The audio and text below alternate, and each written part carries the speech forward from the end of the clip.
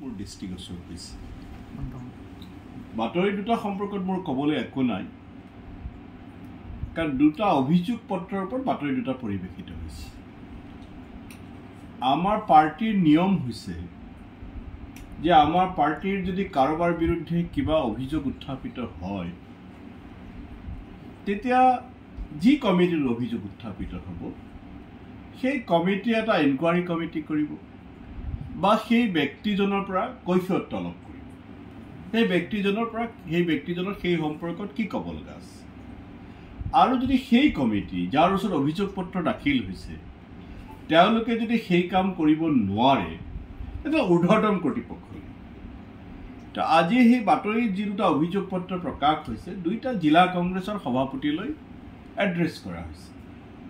যেহেতু মই ষ্টেটৰ political affairs কমিটিৰ মেম্বাৰ জিলা কংগ্ৰেছ কমিটিয়ে সেইখনত একো কৰিব নোৱাৰে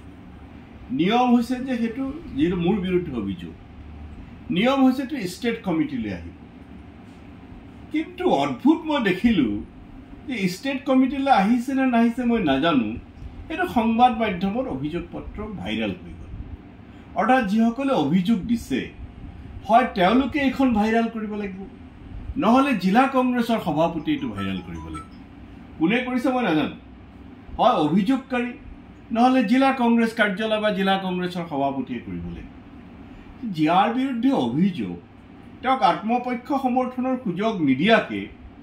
সংবাদ মাধ্যমত বাতৰি প্ৰকাশ হ'ল দুজন জিলা পৰিষদৰ প্ৰাৰ্থীয়ে সেই অভিযোগ দিছে তাৰে এজনৰ হৈ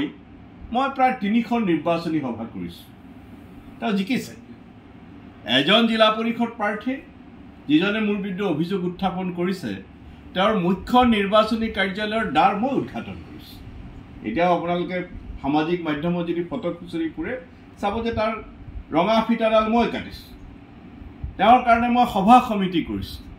তাৰপিছতো যদি বিৰোধিতা কৰিছোঁ যিহেতু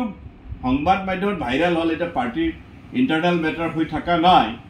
গতিকে মই আহ্বান জনাইছোঁ প্ৰাৰ্থীগৰাকীক যে মইনো ক'ত কেনেকৈ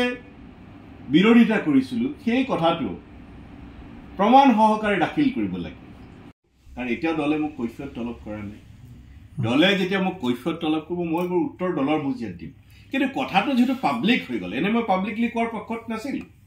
যিহেতু সংবাদ মাধ্যমত বাতৰি প্ৰকাশ হ'ল সেইকাৰণে তেওঁলোককো মই আহ্বান জনাইছোঁ যে তেওঁলোকে এতিয়াৰ পৰাই তেওঁলোকে দিছে নিদিছে মই নাজানো মই মইনুল লোকে না মই নাজানো চহীটো আজিকালি জালো কৰিব পাৰি নহয় মই তেওঁ চহীটো আজিকালি জালো কৰিব পাৰি কাৰ ক'ত চহী হয় নহয় মই কেনেকৈ ক'ম গতিকে মইনুল হককো মই আহ্বান জনাইছোঁ যদি তেওঁ সঁচাকৈ দিছে তেওঁ তথ্য প্ৰমাণ হেৰি কৰক নহ'লে আদালততো তেওঁ মই যাবলৈ সাজু আছোঁ আদালততো তেওঁ প্ৰমাণ দিব লাগিব যিহেতু মোৰ বিৰুদ্ধে কৈছে এইটো মোৰ ৰাজহুৱা ভাৱমূৰ্তিৰ কথা তেওঁ তথ্য প্ৰমাণ লৈ থাকিব লাগিব নহয় আৰু যদি তেওঁ নাই দিয়া তেওঁ নিদিবও পাৰে দেই মই এইটো কাৰণে যে তেওঁ দিছে তেওঁৰ বিৰুদ্ধেও কোনোবা ষড়যন্ত্ৰ কৰিব পাৰে নহয় যদিহে চাওক প্ৰথম কথা যদি দলত প্ৰমাণ হয় সেইটো ভাল কথা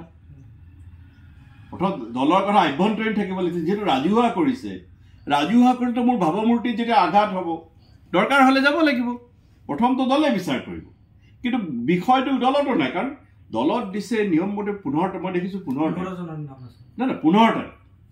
অভিযোগটো দিছে 15 তাৰিখ আজি 17 তাৰিখ প্ৰথমে মোৰ তাত কৈফিয়ত আহিব লাগিছিল যে আব্দুল খালে কোৱা যে তোমাৰ এই ক্ষেত্ৰত বক্তব্য কি সেইটো নাহি ডাইৰেক্ট মিডিয়াত নিউজ হৈছে এইটো কি বুজায় স্বয়ং আমাৰ সৰ্বোচ্চ নেতা ৰাহুল গান্ধীয়ে কৈছে গুজৰাটৰ ক্ষেত্ৰত কৈছে সেইটো অসমতো আছে আমাৰ সৰ্বোচ্চ নেতা ৰাহুল গান্ধীয়ে কৈছে যে কংগ্ৰেছৰ 30-40জন বিজেপিৰ এজেণ্ট আছে অকল মই কোৱা কথা নহয় সেই কথাটোহে মই ক'ব নোৱাৰিম সেইটো আমাৰ নেতৃত্বই আমাৰ নেতৃত্বই সেইসকলক আঁতৰাব লাগিব কেতিয়া আঁতৰাব পাৰিব সেই কথা প্ৰয়োজনটো আছে ৰাজ্যসভাৰ নিৰ্বাচন ৰাষ্ট্ৰপতি নিৰ্বাচন বিশেষকৈ ৰাষ্ট্ৰপতি নিৰ্বাচনত মই ইউডিএফৰ কথা নকওঁৱেই আমাৰ ন্যূনতম 4জন বিধায়কে ক্ৰছ ভোটিং কৰিলে আমি ব্যৱস্থা ল'ব নোৱাৰিলোঁ আমাৰতো আছে নাই বুলিনো মই কেনেকৈ ক'ম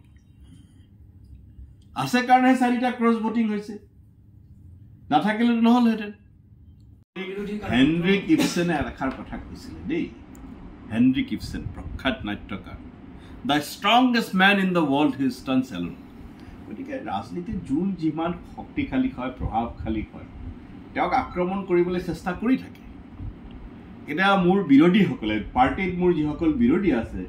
তেওঁলোকে ভাবে যে আব্দুল খালেকে টিকট নাপালে, আব্দুল খালেকৰ কোনো পদ নাই, তাৰপিছতো আব্দুল খালেকৰ বহুত ফেন ফলোৱাৰ আছে, তাৰপিছতো পাৰ্টিয়ে তেওঁক গুৰুত্ব দিয়ে। গতিকে সেইটো কেনেকৈ আব্দুল খালেকৰ ইমেজত ভাৱমূৰ্তিত আঘাত কৰিব পাৰি, সেইটো এটা অহৰহ এটা ষড়যন্ত্ৰ কৰি থাকে। সেই ষড়যন্ত্ৰৰে অংশ বিশেষ এই অভিযোগটো।